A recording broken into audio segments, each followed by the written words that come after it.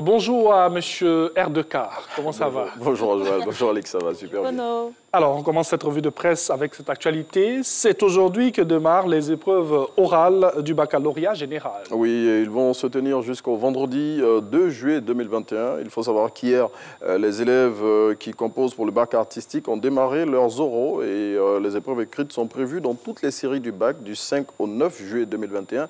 Et cette année, c'est 1 384 899 candidats qui vont se lancer à la quête du précieux sésame qui va leur ouvrir les portes des études supérieures. Et nous leur souhaitons bonne chance.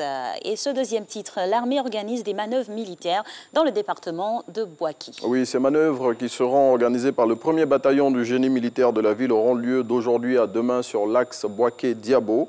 Selon le préfet de la région de Gbeke, ces opérations vont consister en des séances de tir. Et le premier responsable du département de Boaké, dans une note dont l'État a reçu copie, a indiqué que toutes les dispositions ont été prises pour ne pas perturber la circulation et surtout les activités des populations.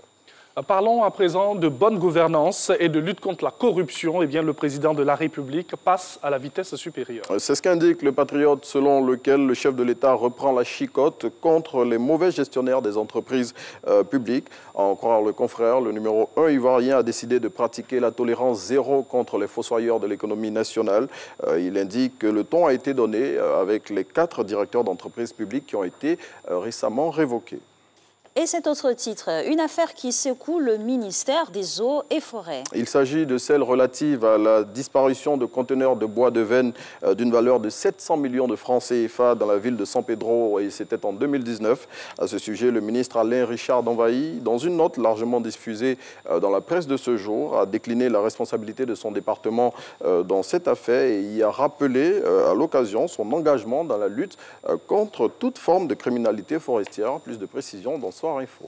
Et on parle maintenant politique. Actuellement, entre le FPI et le PDCI, c'est « je t'aime, moi non plus ». Oui, c'est ce que révèle le nouveau réveil selon lequel Laurent Gbagbo, avec son retour au pays, a cimenté l'alliance entre les deux partis politiques.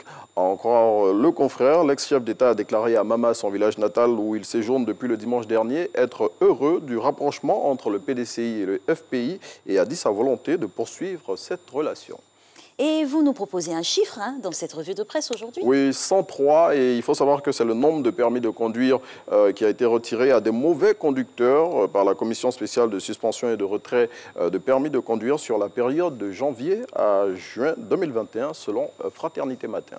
Et on termine avec du sport. Euro 2021, fin de parcours pour la France. Oui, les derniers finalistes de la compétition ont été éliminés par les Suisses hier à l'issue d'un match palpitant qui s'est terminé sur le score de 3 buts partout. Et c'est l'épreuve des tirs au but qui a été fatale aux Français qui se sont inclinés à 5 tirs contre 4. Et à noter que Kylian Mbappé, le fantasque attaquant du Paris Saint-Germain, a raté son pénalty. Vous n'êtes pas obligé de le mentionner. Franchement, vous auriez pu ne pas le mentionner. C'est l'information. C'est quoi cette douleur à porter